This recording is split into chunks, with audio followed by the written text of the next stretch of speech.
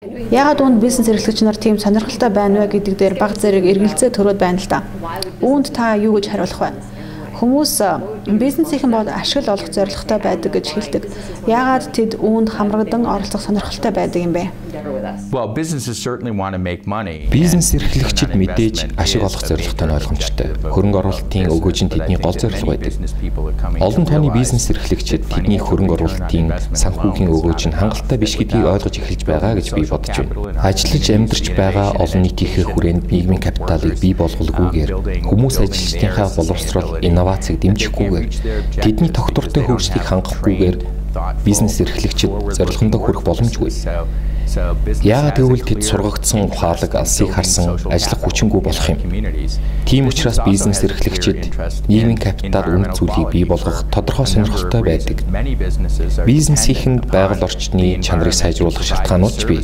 Олон тооны бизнес өөрсдийн бараа үйлчилгээ үйлдвэрлэх, бий болгоход байгаль орчноос хамааралтай хараад байдаг. Экосистемийн үйлчлэгээ болох цэвэр ус, цэвэр агаар, мод, хоол хүнс, үс ноос гээд энэ бүгд нь эдийн засгийн үндэс суурь бөгөөд энэ нь эрүүл өсөлттэй экосистемийг хадгалан бидний ирээдүйн өртгийн сүлжээний нийлүүлэгч болж байдаг. Калифорнид яригддаг нэгэн гайхалтай түүхүүдийн нэг нь яагаад цахиурын хөндий Silicon Valley бий болсон бэ гэдэг түүх гэж бодож байна. Тийм ч олон хүн энэ талаар боддгоо байх. Магадгүй бодож байсан хэдэн судалгааны Стэнфордын их сургууль яг зэрэгэлдээ байдаг учраас алдарт цахиурын хөндий байрладаг байх гэж бодож байгаа байх л та. Гэхдээ энэ бол олон шалтгааны тал нь. Харин үлдэж байгаа шалтгаан гэвэл цахиурын хөндийд компьютерийн чип үйлдвэрлэгч цэвэр усаа Sierra Nevada-гаас авдаг доршдог. Тэд шууд байгалийн цэвэр ус авдаг тул цэвэршүүлэх шаардлагагүй. Ингэснээр тэдний үйлдвэрлэлийн зардал буурдаг. Энэ бол экосистем бизнес ямар их ач тустай байдгийн жишээ.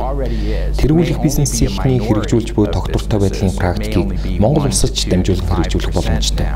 Үнэн хэрэг дээрээ энэ бизнесүүдийн хувьд дэлхийн нийтийн хөдөлгөөн байх ёстой ч одоогоор цөөхөн хэсэг нь 1-2 эсвэл 5 хүртэлх хувь нь үүнийг хэрэгжүүлж байна.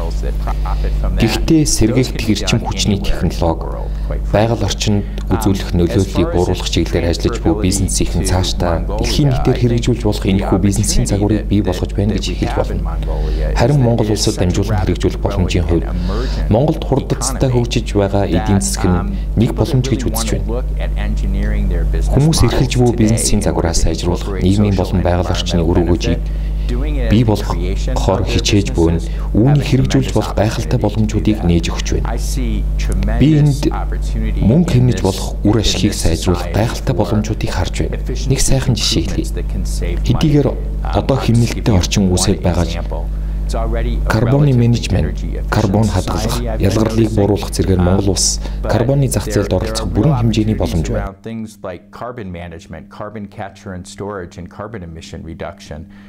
Миний амьдардаг Калифорни мужид ч гэсэн бүгд ялгаруулж байдаг. Гэхдээ үүнийг хадгалж бууруулж байгаа байдлаараа Монгол улс нь манай Калифорни мужтай тун адил байгаа юм. Эдийн засгийн өсөлт, байгаль орчны цэвэр чанартай байдлыг заавал зөрчилдөг гэдэг бол үндэслэхүй худал зүйл. Шууд хэлэхэд бид эдийн засгийн өсөлт болон байгаль орчны өндөр чанарыг нэгэн зэрэгт бий болгож хангаж чадна. Үүний тулд шинжлэх ухаанд суурил шийдвэр гаргах, уул уурхай зэрэг байгалийн нөөцтэй холбоотой үйл ажиллагаанаас үзүүлж буй сөрөг нөлөөллийг бууруулах, засан залруулах сэтгэл зоригтой байх. Мөн уул уурхад оруулсан хөрөнгө оруулалтынхаа өгөөжийг нийгэм болон оюуны капитал, инновац зарцуулах, уул уурхаагаас гарч буй ашгийг хүмүүст хөрөнгө оруулах хүсэл эрмэлзэлтэй байх нь чухал. Бидэнд мөн хөдөлмөр эрхлэлтийн шилдэг практик бий болгох хүсэл эрмэлзэл шаардлагатай. Учир нь монголчууд илүү өндөр ур чадвар шаарддаг ажлуудыг хийх, түнд шаарддаг чадваруудыг эзэмшсэн байх шаардлагатай. Үүнийг яг одоо маргааш гэхэд биелүүлэх боломжгүй ч гэсэн дунд хугацааны зорилт болгох хэрэгтэй. Ур чадвартай монгол ажилчдыг бэлтгэх сургах чиглэлээр томоохон уул уурхайн салбарыг түшиглэх нь чухал. Ингэснээр уул уурхаагаас олж буй үр ашгийг Монголдо үйлдэх боломжтой бол. Бас мэдэж байх нэг чухал зүйл нь гэвэл байгаль орчны засаглал сайн байснаар цэвэр агаар, цэвэр ус, шудраг хөдөлмөр зэрэг хүний эрхийн үүднээс байгаль орчныг авч үзсэн засаглалтай байх явдал юм. Энэ талаар эртнээс бодож төлөвлөж буй бүтэц эргэцэн орчныг бий болгох хэрэгжиж буй үйл ажиллагааны ил тод хариуцлагатай эргэн тайлбарладаг бол энэхүү бодлого үйл ажиллагаа нь байгалийн нөөцийн олборлтыг эдийн засаг нийгмийн үр өгөөжийг авчирхад чиглүүлж болно. Гэхдээ энэ бүгд маш анхааралтай, нягт тэнцвэртэй байх хэрэгтэй. Калифорни буюу миний амьдардаг газар нутагт 47 мянган хаягдсан алтны уурхай бий гэж би ярьж байсан. Олборлолтоос үүдэлтэй мөнгөн ус, хүнцэл, хар туглаг, цианид гэд олон зүйлийн хор бидний усны хагалбар газар одоо ч байдаг. Миний бодлоор Монгол бидний энэ алдааг давтахгүй байх үүднээс сургамж авах, Чил, Өмнөд Африк болон бусад газрын туршлагаас суралцаж зөв удирдлага хяналтыг эртнээс бий болгож байх ёстой. Ингэснээр дээр дурдсан асуудлуудаас сэргийлж болно. Та өмнө нь инновацийн талаар ярьж байсныг санаж байна. Та энэ талаарх бодлоо дэлгэрүүлэхгүй юу? Oh, absolutely critical. I mean, the world is changing under our feet. Энэ бол үнэхээр чухал асуудал. Дэлхийн ертөнц бидний хөл дор хурдцтай өөрчлөгдөж байна. Тэгэхээр Монгол улсын хувьд ямар болж байна вэ гэвэл технологи, инновацийн хүрээнд огцом өсрэлт хийх боломж байна.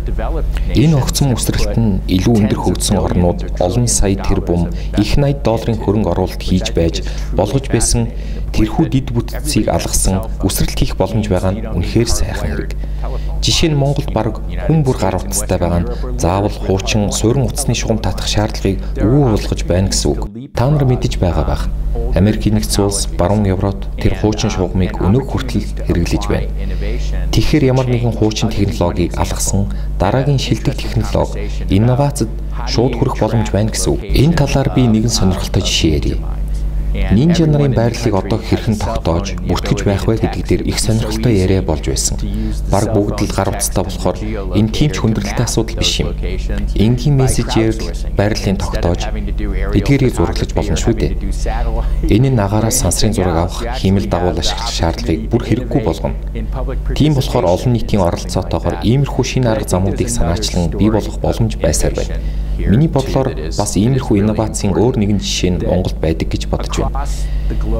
Дэлхийд даяар харилцаа холбооны сүлжээний хурд нь биднийх хэрхэн ажиллаж буй, эдийн засаг хэрхэн өсөж буйгаас хамааран өөрчлөгдөж байдаг. Үүний хүчинд бид одоо дэлхийн хэмжээнд нэгэн хүн шиг хамтран ажиллаж ямар нэгэн асуудлууд гарахад үүнд хандсан арга хэмжээ авах боломжтой болж байна. Үүний үр дүнд мэрэгчлэнүүд хаа нэгэн газарт буй хүмүүстэй мэрэгчлэнтэй ярилцаж, хамтран ажиллаж, тэдний нөхцөл байдлыг судлан улмаар дэлхийн хэмжээний шийдэл, мэдлэгийг орон нутагт авчран буулгаж, асуудал шийдэх боломж нэгдэж байна. Үндсэндээ бүх зүйл ихээр өөрчлөгдөж байгаа. Хуучны дээрээсээ доош чиглэсэн удирдлагын тогтолцоо өөрчлөгдөж, одоо хөндлөн чиглэлтэй систем болцсон байна. Аливаа ажил илүү арчилсан байдлаар хийгдэж байна. Аль нэгэн салбар бүтээгдэхүүнийг хөгжүүлэх гэх мэт бүх зүйл шийдвэр гаргалт илүү арчлалтай болж технологи өндөр хурдтай холбоо ашиглан тулгарч буй асуудлуудаа шийдэх гэдэг нь боломж нь гайхалтай инновац юм. Дэлхийн хэмжээний нэг маш сонирхолтой хандлага нь сэргээгдэх эрчим хүч болон эрчим хүчний хэмнэлтийг тун их сонирхож байгаа явдал юм. Гэтэл үүнтэй харьцуулахад олон хүн Монгол улс нь хэдэн зуун жилийн турш хэрэглэх нүүрсний нөөцтэй гэж хэлдэг. Нүүрс түлж 1 кВт эрчим хүч үйлдвэрлэх нь нар, салхи зэрэг сэргээгдэх эрчим хүчийг ашиглан үйлдвэрлэсэн цахилгааны үнээс хямд байгаа болохоор нүүрсний эрэлт хэрэгцээ өндөр байгаа юм. Гэхдээ энд заавал хэлэх ёстой, мөн мэдэх ёстой нэгэн зүйл нь юу вэ гэвэл сэргээгдэх эрчим хүчний чиглэлд инновац маш хурдтай өөрчлөгдөж байгаа явдал юм. Үүнтэй холбоотойгоор сэргээгдэх эрчим хүчний 1 кВт цагийн эрчим хүчний үн буурч, харин хатуу түлш, нүүрс гэх мэт олборлох зардал нь нэмэгдсээр байна.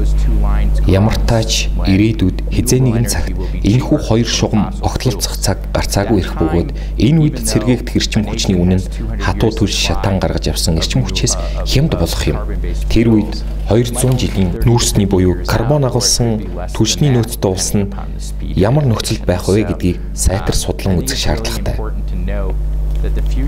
Өнгөрснийг багахан өөрчлөх замаар ирээдүй бүтээж болно гэдэгт би итгэдэггүй. Харин олон нийт ард иргэдэд инновацийн аргачлалуудыг ханган өгснөөр өндөр хурдцтай харилцаа холбоо, компьютерийн сүлжээ, технологийн хэрэглээ, ур чадвартай сургагдсан ажиллах хүч зэргийг түргэн хугацаанд бий болгох хэрэгтэй гэж үздэг. Энэ нь эдийн засгийн хөгжлийг хангаж байгаа инновац юм. Эдийн засагт ийм шилжилт хийн гэдэг нь танд дасан зохицох өөрчлөлтийг өөрөө гардан хийх боломжийг олгоно гэж үзэж болно.